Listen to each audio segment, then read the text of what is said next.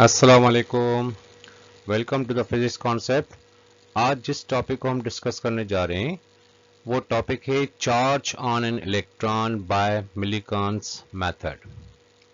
ये एक साइंटिस्ट था चार्ज। उसने क्या किया, उसने चार्ज को डिस्कवर किया कि इलेक्ट्रॉन के ऊपर चार्ज जो है वो कितना है।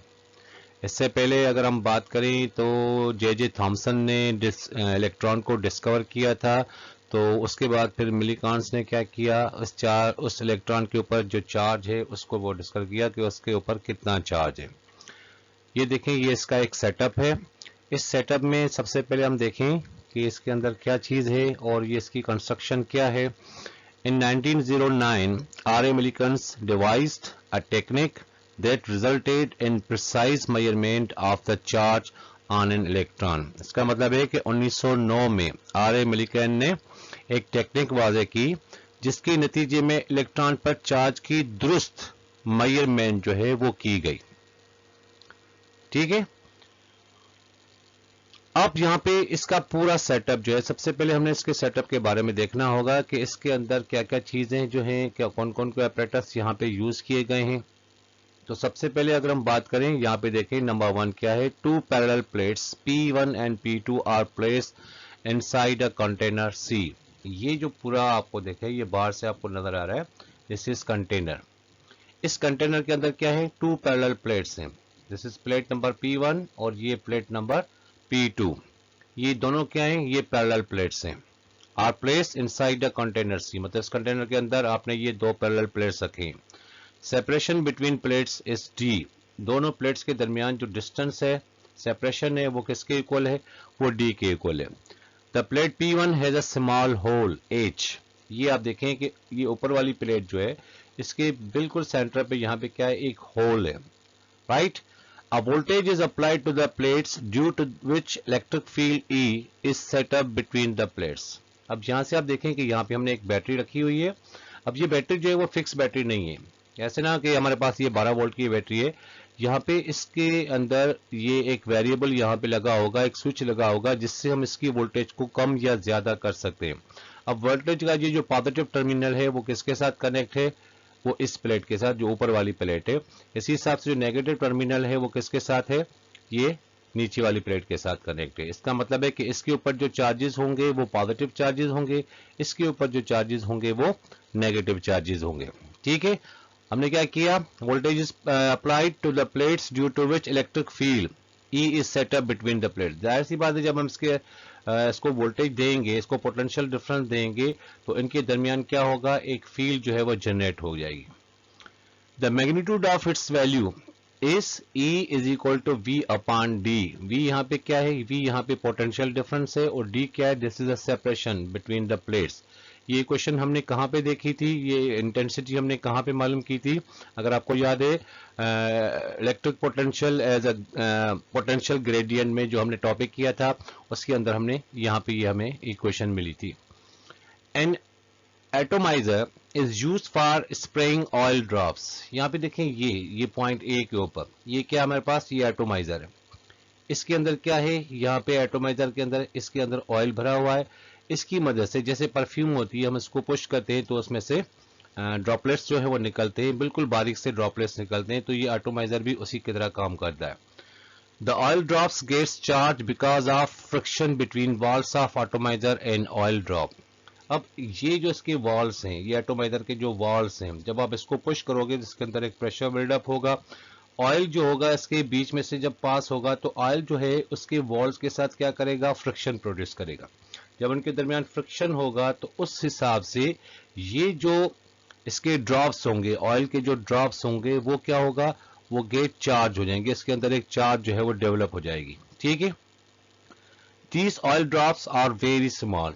इसकी साइज बहुत ही, जैसे परफ्यूम में से आप निकालते हो तो आप देखते हो कि छोटे छोटे बिल्कुल बारीक से ड्रॉप्स होते हैं, पार्टिकल्स की तरह छोटे छोटे ड्रॉप्स होते हैं।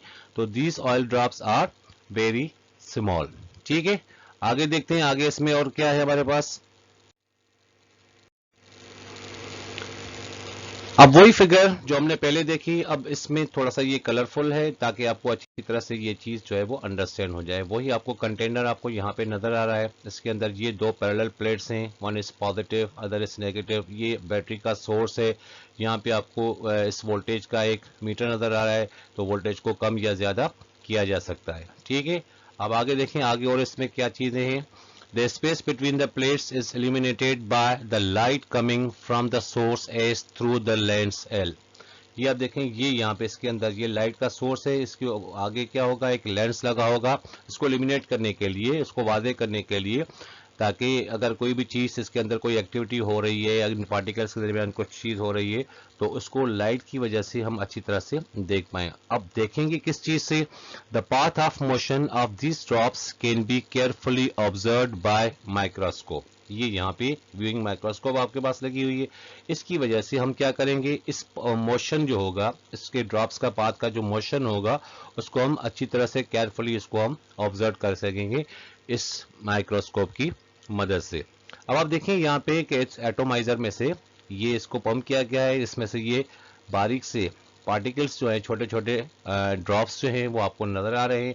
इनमें से जब इसको किया जाएगा तो इसके कुछ ड्रॉप्स जो होंगे वो इस प्लेट के ऊपर आ जाएंगे इस साइड में, क्योंकि इसके बीच में एक होल है, तो होल में से कुछ ड्रॉप्स जो हैं वो नीचे की तरफ आ जाएंगे। अब जब नीचे की तरफ आएंगे तो ये ड्रॉप्स यहाँ से होते हुए इस प्लेट के पास चले जाएंगे, क्योंकि इन ड्रॉप्स को ग्रेविटी जो है वो अट्रैक्ट कर रही है। क्या कर रही है, ग्रेविटी जो है इसको वो अट्रैक्ट कर रही है, क्योंकि ग्रेविटी की जो डायरेक्शन होती है वो डाउनवर्ड होती है। ठीक है, अब इन ड्रॉप्स को स्टेबल करने के लिए अगर इसको मैं किसी एक पॉइंट पे यहाँ पे खड़ा करना चाहूँ, इसको बीच में इसको हम रखना चाहें, तो वो प्रोसेस जो है वो किस तरह से होगा, वो प्रोसेस ये देखें कि यहाँ पे आपके पास क्या है, ये मेरे वही ड्रॉप जो है हमने यहाँ पे रखा हुआ है। अब इसके ऊपर एक फोर्स लगी हुई है, नीचे इसके दूसरी फोर्स लगी है। अब नीचे वाली फोर्स हमें समझ में आती है कि वो नीचे वाली फोर्स क्या है, फोर्स ऑफ ग्रेविटी है। जब हम इस प्लेट्स को, इन दोनों प्लेट्स को, पॉजिटिव और नेगेटिव प्लेट को जब हम पोटेंशियल देंगे, यहाँ से इसको वोल्टेज यहाँ से देंगे, तो इसके अंदर क्या होगा, इसके अंदर एक इलेक्ट्रिक फील्ड जो है वो जनरेट होना शुरू हो जाएगी। क्योंकि ये जो पार्टिकल्स हैं जब इनको ये इसमें से जब पास हो रहे हैं तो ये चार्ज होके पास हो रहे हैं, तो इन पार्टिकल्स के ऊपर जो चार्ज है वो चार्ज कौन सा है, वो उनके ऊपर नेगेटिव चार्ज है। ठीक है, ये उनके नेगेटिव चार्जेस, जाहिर सी बात है ये अब जहां से आएंगे तो ये नीचे की तरफ चले जाएंगे। अब जब हमने इसको वोल्टेज देना शुरू किया तो उस सूरत में जाहिर सी बात है कि ये अगर इसके ड्रॉप्स के ऊपर नेगेटिव चार्ज है तो ये प्लेट इस नेगेटिव चार्ज को, ये पॉजिटिव वाली जो प्लेट है वो इसको क्या करेगी, वो इसको अट्रैक्ट करना शुरू करेगी। ऐसा ऐसा वोल्टेज को हम एडजस्ट करते जाएंगे। ऐसा होगा कि पहले क्या होगा कि ये ड्रॉप्स एकदम से नीचे की तरफ आ जाएंगे, जब हम इसको पोटेंशियल डिफरेंस देंगे तो ये ड्रॉप्स आहिस्ता आहिस्ता इसका मोशन स्लो हो जाएगा, स्लोली नीचे जाएंगे। और वोल्टेज को अगर इंक्रीज करेंगे तो उस सूरत में ये ड्रॉप्स आके नीचे यहाँ पे आके रुक जाएंगे। इसका मतलब है ये वाला ड्रॉप जो है इसके ऊपर एक ऊपर वाली फोर्स है जिसको हम इलेक्ट्रिक फोर्स कहते हैं, और इस ड्रॉप के ऊपर एक नीचे वाली फोर्स लगी है जिसको हम फोर्स ऑफ ग्रेविटी कहते हैं। तो यहाँ पे इस सूरत में ऐसे वोल्टेज को हम सेटअप करेंगे ताकि ये दोनों फोर्सेस बैलेंस हो जाएं। जब वो बैलेंस हो जाएंगे तो आप देखें कि यहाँ पे ऊपर वाला फोर्स क्या है, इलेक्ट्रिक फोर्स है, दैट इज Q इंटू ई के इक्वल होता है। नीचे वाला फोर्स आपके पास क्या है, mg के इक्वल है। तो जब ये दोनों आपस में इक्वल हो जाएंगे तो उस सूरत में हम क्या करेंगे, हम देखेंगे कि Fe is equal to Fg। इसका मतलब है जितना फोर्स अपवर्ड है इलेक्ट्रिक फोर्स, उतना ही फोर्स नीचे है फोर्स ऑफ ग्रेविटी। ये दोनों क्या हो जाएंगे, बैलेंस हो जाएंगे। तो यहाँ पे हम दोनों को कंपेयर कर रहे हैं। We know that electric force किसके इक्वल होता है, Q इंटू ई के, और जो ग्रेविटेशनल फोर्स होता है वो किसके इक्वल होता है, mg के। अब पिछली स्लाइड में आपने देखा कि यहाँ पे E जो है इलेक्ट्रिकल इंटेंसिटी जो है, जो उसका फार्मूला हमने पोटेंशियल ग्रेडियंट में देखा था, that is E is equal to V upon D है। तो यहाँ पे आपके पास इक्वेशन Fe जो है वो QE के होगा, equal is equal to Fg जो है mg के होगा। तो यहाँ पे आपके पास E है, तो E का यहाँ पे जो वैल्यू है V अपॉन D, आपने यहाँ पे इसको पुट करना होगा, इज इक्वल टू mg आपका सेम आ जाएगा। तो Q हमने सेम रखा, E की जगह पे हमने E का वैल्यू पुट कर दिया, दैट इज पोटेंशियल अपॉन वहां पे इसका डिस्टेंस जो है, सेपरेशन है बिटवीन द प्लेट्स के दरमियान। अब इक्वेशन हमारे पास क्या बन गई, इक्वेशन हमारे पास Q v upon d is equal to mg, क्योंकि हमें चार्ज मालूम करना है। टॉपिक में ऊपर लिखा हुआ है charge on electron by Millikan's method. तो चार्ज हमें फाइंड आउट करना है कि इस ऑयल ड्रॉप के ऊपर चार्ज जो है वो कितना है। तो चार्ज Q जो होता है वो चार्ज को रिप्रेजेंट करता है। Q को हमने यहीं पे रहने दिया, that is Q is equal to, Q किसके इक्वल है, mg के इक्वल है। d डिवाइड में इधर आ जाएगा, मल्टीप्लाई हो जाएगा, ये हो जाएगा mgd, जो चीज मल्टीप्लाई में है Q के साथ वो डिवाइड में आ जाएगी। अब यहाँ पे हमारे पास एक फार्मूला आ गया, ये फार्मूला हम यूज करके इस ऑयल ड्रॉप का चार्ज जो है वो मालूम कर सकते हैं। That is Q is equal to mgd upon v। अब Q मालूम करने के लिए, चार्ज मालूम करनी है, ग्रेविटी तो हमें पता है कि ग्रेविटी का वैल्यू कांस्टेंट होता है। प्लेट्स के दरमियान जो सेपरेशन है, डिस्टेंस है, उसको भी हम मेजर कर लेंगे। वोल्टेज हमने कितनी दी हुई है वो भी हम मेजर कर लेंगे। लेकिन यहाँ पे m जो है वो मास को रिप्रेजेंट करता है। अब यहाँ तक 1909 तक यहाँ पे इसके मास को अब तक डिस्कवर नहीं किया गया। तो जाहिर सी बात है, जब तक हमें इसका मास नहीं मिलेगा, इस ऑयल ड्रॉप का हमें मास नहीं मिलेगा, तो मास के बगैर हम चार्ज तो मालूम नहीं कर सकेंगे। तो सबसे पहले क्या करना होगा, हमने एक और इक्वेशन ड्राइव करनी होगी जिससे हमें इसका मास मिल जाए। जब मास मिलेगा तो फिर हम इसकी चार्ज जो है वो मालूम कर सकते हैं। तो यहाँ पे इस इक्वेशन को हमने नंबर दे दिया, इक्वेशन नंबर 1। इस इक्वेशन को ध्यान से देख लें क्योंकि आगे जाके ये इक्वेशन हम फिर से यूज करेंगे। अब ये वही हमारे पास फिगर है, वही हमारे पास मिलीकॉन्स मेथड है। अब इसमें देखें, in order to determine the mass M of the droplet the electric field between the plates is switched off. वो जो हमने पहले ऑन किया था, स्विच ऑन किया था, उसको वहां पे बीच में यहाँ पे हमने इस ऑयल ड्रॉप को रखा था। अब हमने क्या किया कि इसका स्विच जो है वो ऑफ कर दिया। अब वहां पे जो ऑयल ड्रॉप है वो फिर क्या होगा, वो नीचे की तरफ आ जाएगा। जब वो नीचे की तरफ आ जाएगा तो यहाँ पे हम देखें, the droplets falls under the action of gravity through air. That see बात, इस कंटेनर के अंदर कुछ ना कुछ एयर भी होगी। तो ड्रॉपलेट फॉल्स हो रहा है under the action of gravity through air. जब फॉल होगा नीचे, it attains terminal velocity vt। Terminal velocity क्या होती है, जैसे अगर फर्ज करें, मैं आपको एक एग्जांपल दे दूं कि फर्ज करें कि अगर कोई बंदा एरोप्लेन से जंप कर रहा है और वो नीचे आ रहा है, तो नीचे वो तेजी के साथ आता है, उसकी वेलोसिटी बार बार इंक्रीज होती रहती है। लेकिन जब वो उसको क्या करता है, एयर रेजिस्टेंस आती है तो अपना पैराशूट जो है वो ऑन कर लेता है। तो जब पैराशूट ऑन कर लेता है तो फिर उसकी वेलोसिटी जो होती है वो टर्मिनल वेलोसिटी, क्योंकि वो यूनिफॉर्म हो जाती है उस वक्त, उस यूनिफॉर्म वेलोसिटी को, उस कांस्टेंट वेलोसिटी को हम क्या कहते हैं, उसको टर्मिनल वेलोसिटी कहते हैं। तो यहाँ पे ऑयल ड्रॉप की जो वेलोसिटी है जो नीचे की तरफ आ रही है वो टर्मिनल वेलोसिटी कहलाएगी। सिंस द ड्रैग फोर्स, क्योंकि इस फोर्स को हम क्या कहते हैं, इसको हम ड्रैग फोर्स कहते हैं, due to air acting upon the droplet.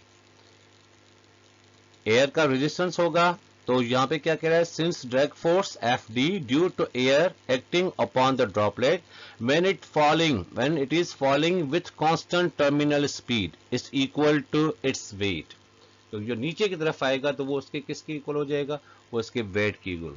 Now using Stokes law. अब स्टोक्स लॉ हमारे पास क्या होता है, अब आप देखें कि यहां पे भी दोनों फोर्सेस, एक आपके पास ड्रैग फोर्स है जो एयर रेजिस्टेंस की वजह से, और दूसरा आपके पास फोर्स ऑफ ग्रेविटी है, that is the weight of the oil drop. यहां पे दोनों फोर्सेस आपस में क्या हो जाते हैं, इक्वल एंड बैलेंस हो जाते हैं, जिसकी वजह से वो ऑयल ड्रॉप किसके साथ आ रहा है, यूनिफॉर्म वेलोसिटी के साथ आ रहा है। उस यूनिफॉर्म वेलोसिटी को हम क्या कहते हैं, that is terminal velocity. v के साथ हमने स्मॉल t लगा दिया, ये रिप्रेजेंट करता है टर्मिनल वेलोसिटी को। अब ये जो स्टोक्स लॉ हमने यहां पे यूज किया है, ये वाला Ft, therefore F is equal to 6 pi eta r vt, ये क्या है, ये स्टोक्स लॉ है हमारे पास। एंड Fg का वैल्यू हमारे पास क्या है, we know that Fg means force of gravity, gravitational force is equal to ये mg के इक्वल हो जाएगा। ठीक है, तो यहाँ पे हमें क्या मालूम करना है, यहाँ पे हमें इसका मास मालूम करना है। तो m को हम, अब दोनों इक्वेशंस को अगर हमने आपस में कंपेयर करना है तो 6 pi eta r vt is equal to mg। तो m इज इक्वल टू किसके इक्वल होगा, 6 pi eta r vt, m के इक्वल हो गया, जो g इसके साथ मल्टीप्लाई में वो डिवाइड में चला जाएगा। तो यहाँ पे इक्वेशन क्या हो गई, that is m is equal to 6 pi eta r vt terminal velocity divided by gravity. इसको हमने इक्वेशन नंबर 2 का नाम दे दिया। अब यहाँ पे हम इसका मास जो है वो मालूम कर सकते हैं। अब मास मालूम करने के लिए यहाँ पे 6 भी है, पाई का वैल्यू भी है, ईटा भी हमें मिल जाएगा, टर्मिनल वेलोसिटी भी हमें मिल जाएगी, ग्रेविटी भी हमारे पास कांस्टेंट है, लेकिन यहाँ पे क्या है आर, क्योंकि आर का तो वैल्यू हमें मालूम ही नहीं है। आर किस चीज को रिप्रेजेंट करता है? उस ड्रॉपलेट के रेडियस को, ड्रॉपलेट के रेडियस को, जो उसका रेडियस होगा वो आर होगा। अब वो तो हमें मालूम नहीं है, तो जब हम आर को मालूम करेंगे तभी हमें मास मिलेगा। जब मास मिलेगा तो फिर ही हमें इसके बाद इसका चार्ज मिलेगा। तो अब कहां पे आएंगे? अब इस रेडियस के ऊपर आएंगे। तो सबसे पहले इसका हम रेडियस मालूम कर लें। रेडियस जब मिल जाएगा तो मास भी हमें मिल जाएगा और उसके बाद इसका हमें चार्ज भी मिल जाएगा। ठीक है, वेयर यहाँ पे इस इक्वेशन में where R is the radius of the droplet and eta, ये जो ईटा है आपके पास, is the coefficient of viscosity for air. उसका भी एक कांस्टेंट वैल्यू होता है, तो वहां पे हम वैल्यू वहां पे पुट कर लेंगे। लेकिन क्योंकि हमारे पास उस ड्रॉपलेट का रेडियस नहीं है, तो सबसे पहले हम क्या करेंगे? उसका हम रेडियस मालूम करेंगे। तो रेडियस के लिए फिर हमें क्या, अब हमें जो रेडियस मालूम करने के लिए हमें यहाँ पे क्या करना होगा? हमें यहाँ पे आप देखें कि if rho is the density, rho क्या है? डेंसिटी है ऑफ द ड्रॉपलेट, क्योंकि ऑयल वाली चीज है, जाहिर सी बात है इसकी डेंसिटी भी हमें मालूम होनी चाहिए। तो इफ रो रिप्रेजेंट करे, ग्रीक वर्ड होता है is the density of the droplet, then we know that density क्या होती है? That is rho is equal to mass per unit volume. Density क्या है? मास पर यूनिट वॉल्यूम। अब क्योंकि ड्रॉपलेट है आपके पास, ये इसका जो शेप आपको नजर आ रहा है वो क्या है? एक स्फीयर का शेप है, एक स्फीयर की तरह। अब स्फीयर छोटा हो या स्फीयर बड़ा हो, अगर हमें जिसका मालूम करना हो, वॉल्यूम मालूम करना हो, तो वॉल्यूम ऑफ ड्रॉपलेट या volume of any sphere that is V is equal to 4/3 pi are cube के इक्वल होता है। तो ये वॉल्यूम का फार्मूला है। तो जाहिर सी बात है जब जहां से हमें वॉल्यूम मिलेगा तो वॉल्यूम में से हम इसका रेडियस जो है वो निकाल लेंगे। तो volume of any droplet, volume of any sphere और ड्रॉपलेट, क्योंकि ड्रॉपलेट का जो शेप है वो भी एक स्फीयर की तरह है, तो वॉल्यूम 4/3 पाई आर क्यूब हो गया। अब आप देखें कि यहाँ पे आपके पास क्या है? Density is equal to mass per unit वाले में ये m है, ये v है, v वॉल्यूम है। इस इक्वेशन को अगर हम थोड़ा सा रीअरेंज करें, क्योंकि मास को हम बाहर निकालें, then mass is equal to density, ये जो वॉल्यूम है वो उसके साथ मल्टीप्लाई हो जाएगा। तो यहाँ पे m is equal to rho into v हो जाएगा, v मीन्स वॉल्यूम हो जाएगा। तो उसकी वॉल्यूम की जगह पे हमने इसका वैल्यू पुट करना होगा। तो यहाँ पे हमने क्या किया? मास को हमने बाहर निकाल दिया, is equal to rho density हो गई, इसके साथ वॉल्यूम मल्टीप्लाई हो गया, तो 4/3 पाई आर क्यूब वॉल्यूम का वैल्यू भी हमने पुट कर लिया। Now substitute this value in equation number 2। जो इक्वेशन 2 हमने ड्राइव की थी, जहां पे हम इसका मास मालूम कर रहे थे, तो वहां पे हमारे पास रेडियस आ गया था। तो उस सूरत में, क्योंकि जब तक हम इसका रेडियस नहीं मालूम कर लेते तो हमें मास नहीं मिल रहा था, तो इस इक्वेशन के अंदर, इक्वेशन के 2 के अंदर आप देखें यहाँ पे m का वैल्यू आपके पास आ गया है। ठीक है, तो इस m के वैल्यू के साथ, इस m के वैल्यू में m की जगह पे आपने रो 4/3 पाई आर क्यूब जो है वो पुट करना होगा। तो आप देखें कि m की जगह पे हमने rho 4/3 pi are cube is equal to, बाकी question same, 6 pi eta R V T upon ji.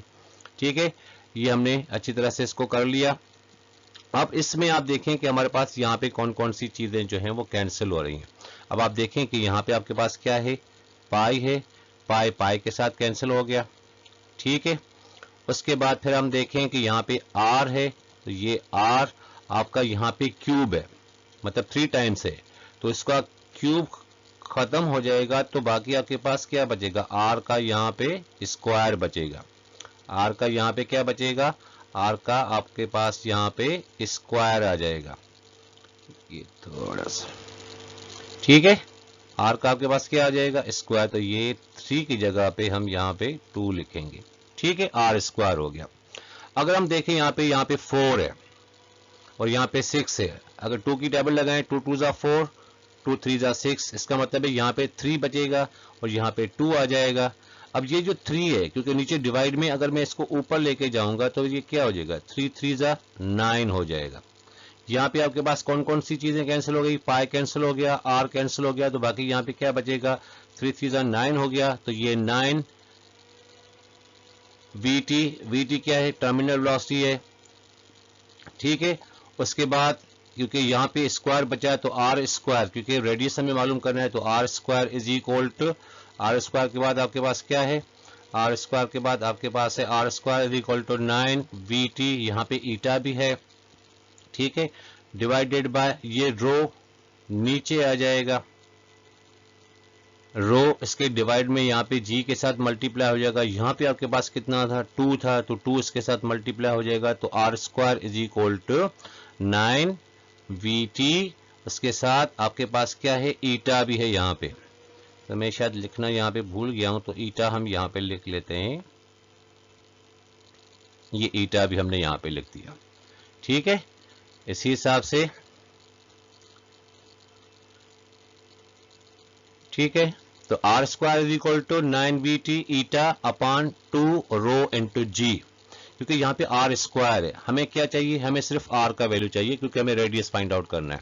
Then r square is equal to ये हो गया, तो जब स्क्वायर यहाँ पे खत्म करेंगे तो वहां पे क्या आ जाएगा, यहाँ पे रेडिकल आ जाएगा, अंडर रूट आ जाएगा, तो यहाँ पे भी अंडर, दोनों साइड पे अंडर रूट आ जाएगा, तो इस अंडर रूट की वजह से इसका स्क्वायर खत्म हो गया, that is R is equal to 9 eta vt divided by 2 rho into G, ठीक है। अब यहां से हम क्या मालूम कर सकते हैं, हम उस ड्रॉपलेट का, इस ड्रॉपलेट का हम यहाँ पे इसका रेडियस मालूम करेंगे, जब रेडियस मिलेगा तो ये वाली इक्वेशन यूज करके इसका मास मालूम करेंगे, जब मास मिल जाएगा तो वो फर्स्ट इक्वेशन हमने ड्राइव की थी जो चार्ज के इक्वल थी, जो क्यू के इक्वल थी, तो वहां पे हम उस ड्रॉपलेट का चार्ज जो है वो मालूम कर सकते हैं। Knowing the value of r, अगर हमें आर का वैल्यू भी मिल गया, मास का भी वैल्यू भी मिल गया, can be calculated to get the value of charge q on the droplet, तो इस ड्रॉपलेट के ऊपर चार्ज कितना है, क्यू का वैल्यू कितना है, तो वो आसानी के साथ उस फार्मूले को यूज करके हम जो है इसको वो मालूम कर सकते हैं।